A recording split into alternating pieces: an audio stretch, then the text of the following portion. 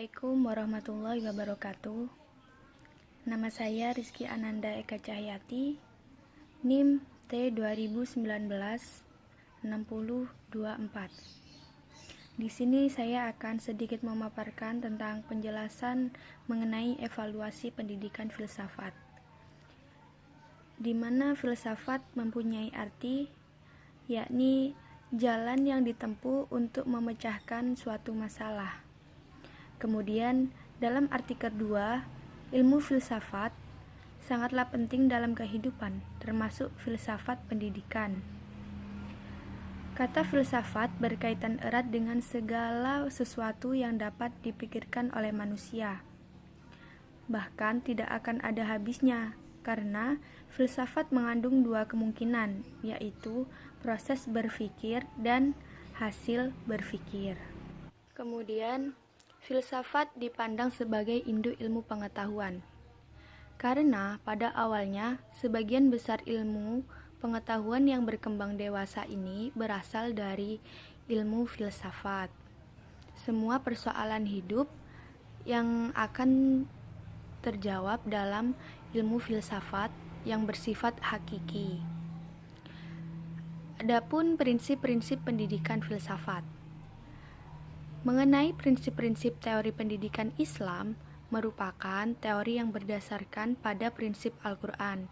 Jadi, pendidikan Islam tidak akan mungkin bertentangan dengan hasil penelitian. Namun, bisa menerima dan memanfaatkan bagian-bagian dari penelitian sebagai pelaksanaan operasional pendidikan.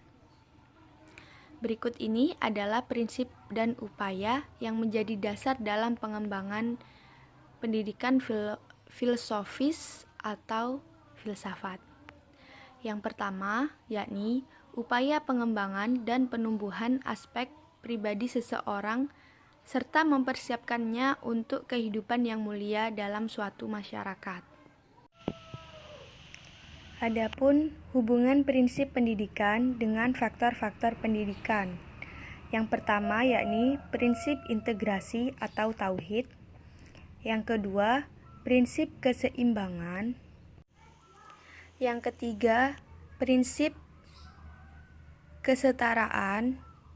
Yang keempat, prinsip pembaharuan. Yang kelima, prinsip demokrasi. Dan yang keenam, prinsip pendidikan seumur hidup atau long life education. Maka di antara prinsip-prinsip pendidikan dengan faktor pendidikan itu sangat penting dan sangat berkaitan satu sama lain.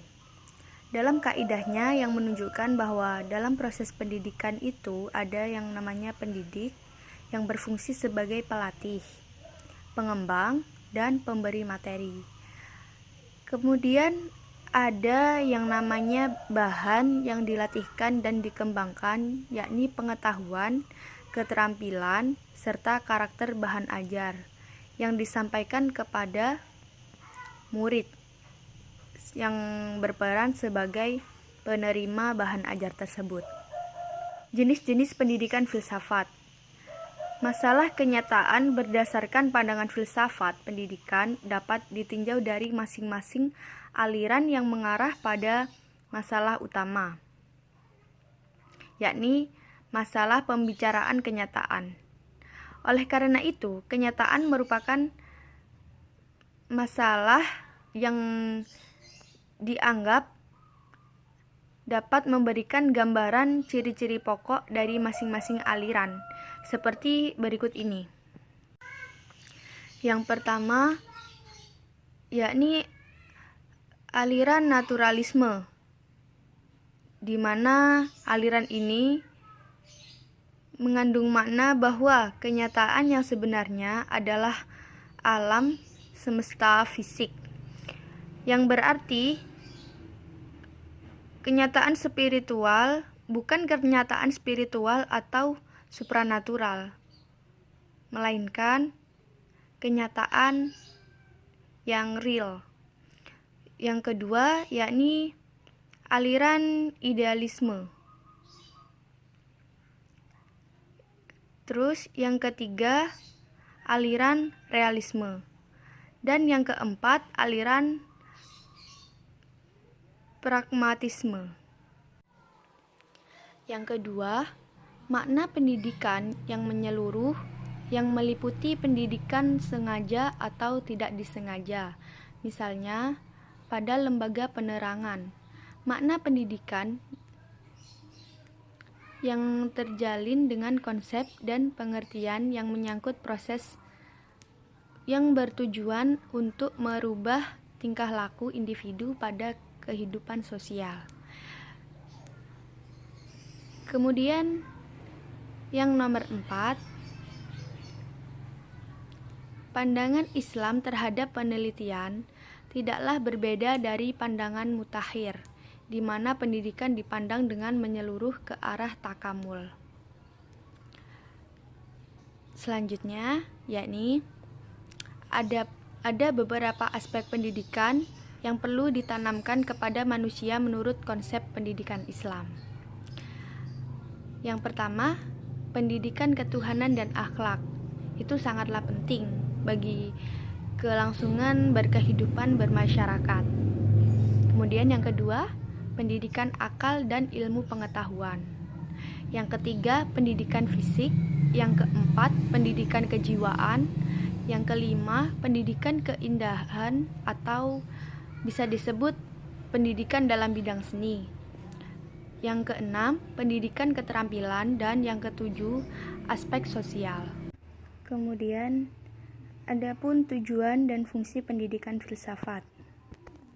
3 hal utama yang menunjukkan tujuan-tujuan dari filsafat pendidikan adalah 1. Filsafat pendidikan berperan secara teliti dalam memeriksa hal-hal pendidikan yang sesuai dengan tujuan dan nilai logika yang kritis, sehingga dapat diadakannya suatu proses pendidikan. Yang kedua, filsafat pendidikan memiliki makna penting bagi kehidupan seseorang dalam bermasyarakat, terutama di bidang sosial, karena manusia adalah makhluk sosial yang membutuhkan ilmu pendidikan. Yang ketiga, filsafat pendidikan juga berperan dalam mengkaji kebenaran suatu teori melalui sebuah penelitian, di mana dalam penelitian tersebut nantinya filsafat dapat menjadi latar pengetahuan dalam suatu pendidikan.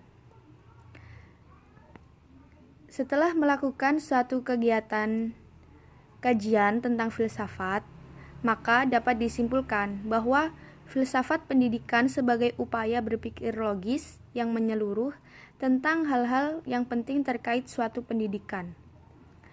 Langkah proses pendidikan sangat berguna dan berhasil dalam mencapai suatu tujuan yang telah dirumuskan.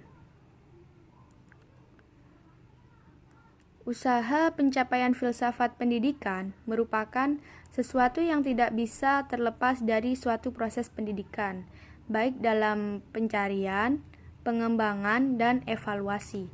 Maka, filsafat pendidikan adalah 2 hal yang menyatu dalam satu unit yang saling terkait. Demikian dari saya.